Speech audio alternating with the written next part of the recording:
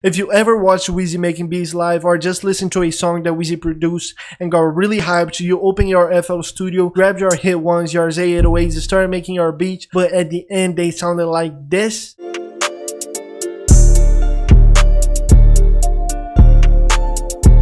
By the end of this tutorial, with my tips, you have them sounding like this.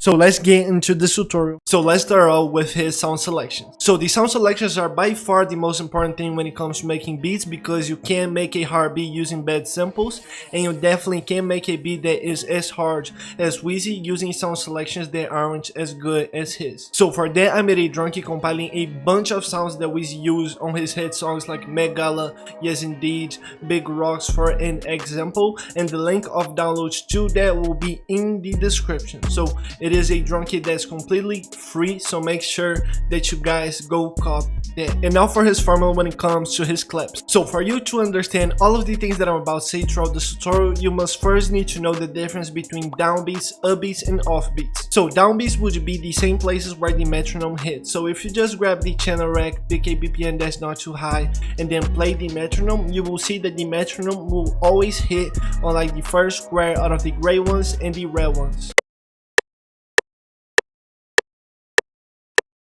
And now for the upbeats. So the upbeats would be basically the hits in between the downbeats, as you can see. And the offbeats would be the hits both in between the downbeats and the upbeats, as you can see right here. So now that you know the difference between downbeats, upbeats, and offbeats, let's talk more about Wheezy's clap patterns. So Wheezy tends to use double claps like that sound at the end of every 4 bars or at the end of every 8 bars. And Wheezy tends to do that because using downbeats, as you can see right here, using downbeats before the first hit of the 808 makes the first hit of the 808 hit way harder. And now I'm gonna be showing you some examples. And now for the first example.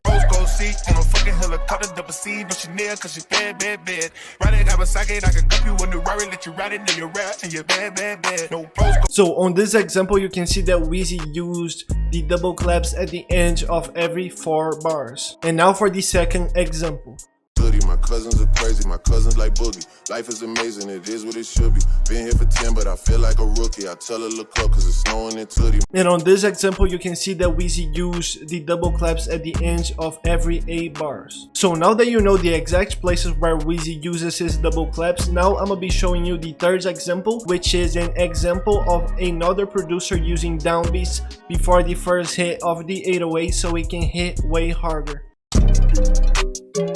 Let's go. You know it, baby nigga. Let's go. And now for Wheezy's 808 formula. So those are the exact places that Wheezy often put his 808s, and every single pattern that he does is just a variation of this one. But the way that Wheezy often applies variations onto his own 808 patterns is way different than other producers. Because you will never see Wheezy using those 6 hits at once, but you will always see Wheezy using at least 2 to 4 hits of this pattern, and then on the second half of it, he would always change it up a little bit more by adding some hits and taking out some hits of the first pattern. And now I'm gonna be showing you 2 perfect examples so you learn how to manipulate your own 808 patterns just like Wheezy. And now for the first example.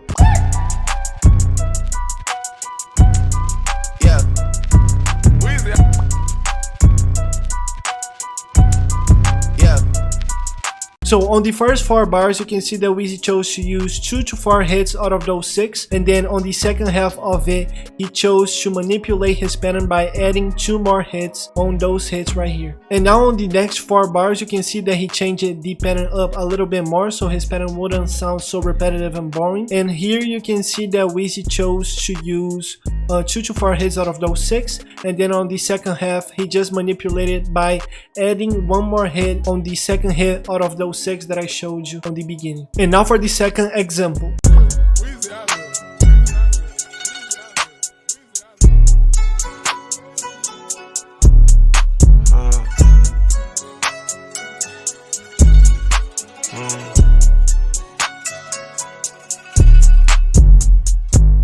On this example, you can see that on the first 4 bars that Wheezy chose to use 2 to 3 hits out of those 6, and then on the second half he just manipulated a little bit more so he could make his patterns more interesting.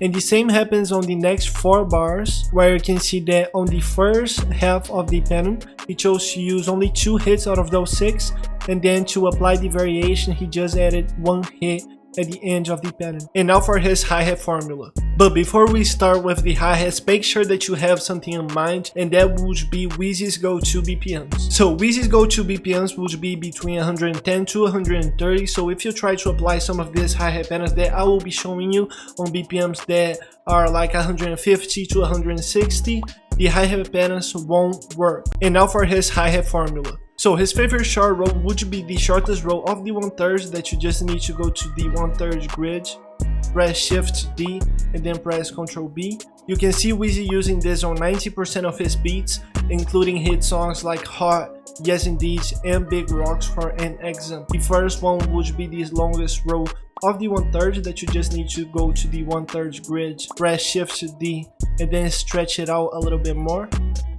You can see Wheezy using this especially on the hi-hat pattern that he did for Hot. And now for the last long row that Wheezy uses a lot on his beats. The last long row would be very easy to do, and it will be this row on the channel rack, which you just need to put 1 hit in between the downbeats and the upbeats. So now that you know Wheezy's go-to rows, now I'm gonna be showing you his favorite places to put those rows. So those places would be the claps, and this is the usual 2-step pattern that Wheezy would often do. So make sure to memorize all of the places that I'm gonna be showing you right now. So the first place that you can see Wheezy using a lot would be on the 2 hits right before the clap hits. So on here and on here. The second place that you can see Wheezy using a lot would be right when the clap hits. So here, here, and here. And the last place that you can see Wheezy using a lot of his rows would be on the last 2 hits of the pattern. But one last thing before I show you the examples would be Wheezy's hi-hat pattern lengths. So Wheezy would often make a hi-hat pattern that would have the length of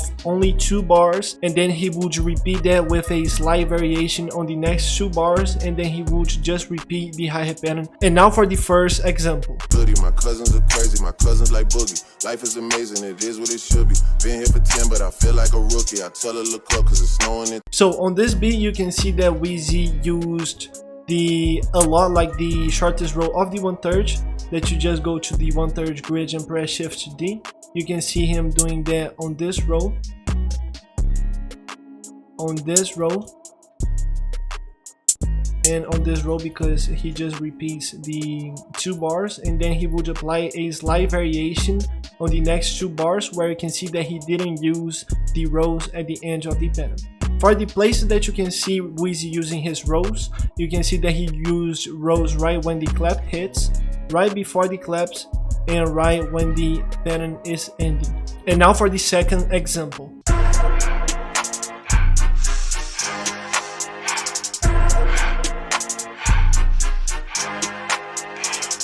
For the rows that he did right here, you can see that he used a lot the longest row of the 1/3 that you just press Shift D, stretch it out a little bit more, and press Ctrl B. You can see that he used this row right here too. And the row that he didn't do like this longest row, you can see that he used the shortest row of the 1/3. And for the places which you can see Wheezy using his rows, you can see that he used rows exactly where the clap hits, on the 2 hits before the clap, and the last 2 hits right when the pattern is ending. And now for the third example. Double C's on the buckle, she got rank. Courtesies, I put diamonds on the gang. They know it's me when I'm walking in the bank. 150 on the Audemars. On this pattern you can see that he used a lot the longest row of the 1/3 and the shortest row of the 1/3 too. And for the places which you can see him using his rows would be like on the 2 hits before the clap, right when the clap hits on the second clap, and right when the pattern is ending on the last 2 hits. So if you don't know how Wheezy's percussion bounce sounds like, it often sounds like this.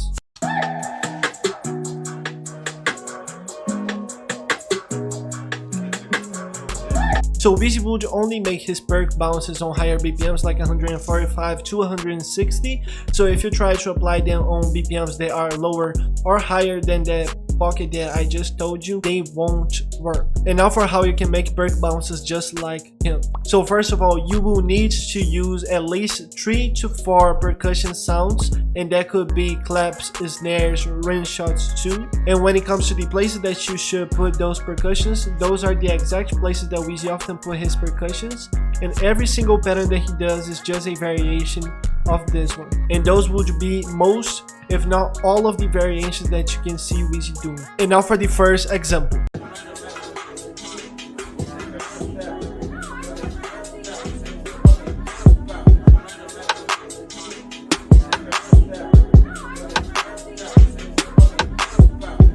And now for the second example.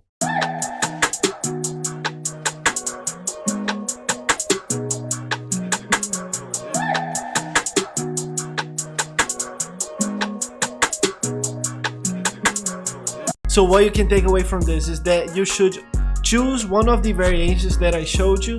Just put the perks that you have on those positions, and then on the second half of it, you just change it a little bit, and then just repeat it again and again and again and again. And now for when Wheezy is creating his own hi-hat pattern. So when Wheezy is not using the two-step pattern, his hi-hat patterns would always sound something like this.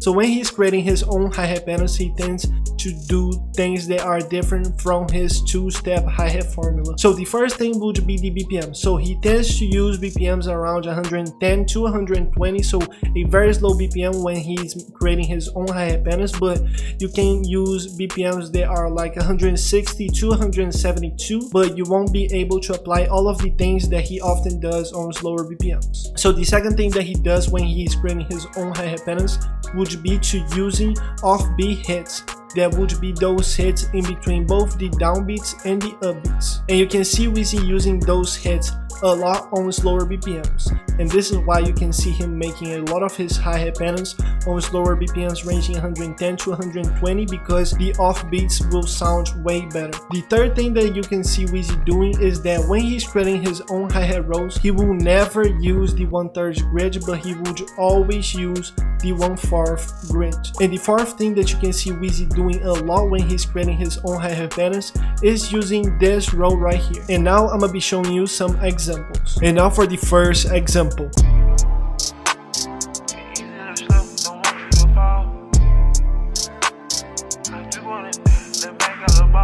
So on this example, you can see that Wheezy used BPMs around 110 to 120 because he used 117 BPM. You can see that he used offbeat hits because he chose to use slower BPMs. And for the rolls, you can see that he used the shortest roll of the 1/4, and that he used the roll that you can do on the channel rack that looks something like this on the piano roll, but you can do it just doing this. And now for the second example. Wheezy out of here. Yeah, gonna spin words like a motherfucker port. Tell him press start, I'm gonna go ahead and record. Push one button, I can close up the doors. So on this example, you can see that Wheezy used the BPMs ranging between 110 to 120 because he used 112 BPM. You can see that he didn't use the shortest roll of the 1/4, but he did use offbeat hits because he chose to use slower BPMs ranging between 110 to 120, and that you can see him using a lot of the roll that I told you that you can easily do just by doing this on your channel rack, and he used this a lot throughout his whole pattern. And now for the third example. Wheezy out of here. Diamond speak a boo. Woo woo. I done fucked the crew. Wheezy out of here. Diamond speak a boo. On this example, you can see that he didn't use offbeat hits because he chose to use BPMs ranging between 160 to 170, because on higher BPMs the offbeat hits don't sound that good. You can't see him using like the rolls of the 1/4 because he didn't chose to use shorter rolls, and you can see him using the roll that I showed you that you can easily do on the channel rack right here. And now for some more advanced things that Wheezy often does on his beats, starting off with utilizing the module. So one thing that Wheezy would sometimes do is utilize the module so he could control the length of the 808, and you can easily do that by just picking a 808 sample. Let me just put that by cut itself. and then going to this step right here, turning this all the way to the left, all the way to the right, all the way to the left, all the way to the left, and all the way to the left, and the 808 sample sounds like this. And now I'm gonna be showing you some examples of when Wheezy uses this. And now for the first example. My cousins are crazy, my cousins like boogie. Life is amazing, it is what it should be. Been here for 10, but I feel like a rookie. I tell her look up, cause it's snowing in Tootie. So on this beat, it's harder to catch if he did use or if he did not use the module on this beat. But if you see the screen that he showed on the interview on Genius where he was deconstructing, yes indeed, you can clearly see that he changed the length of each hit of the 808. And now for the second example. Double C's on the buckle, she got rain. Courtesies, I put diamonds on the gang. They know it's me when I'm walking in the bank. 150 on the Audemars plane. So on this example, you can clearly hear that he did use the module on this. And now I'm gonna be showing you some tips for you to use when changing the length of your own 808s. So the first tip is to leave the first hits of your 808 pattern in half a bar, just like he did on Big Rocks right here. And you can easily do that by going to this grid right here and then pressing Shift D. And now for the second tip. So select the hits that you don't really care that much and they are not the first hits of your own 808 pattern.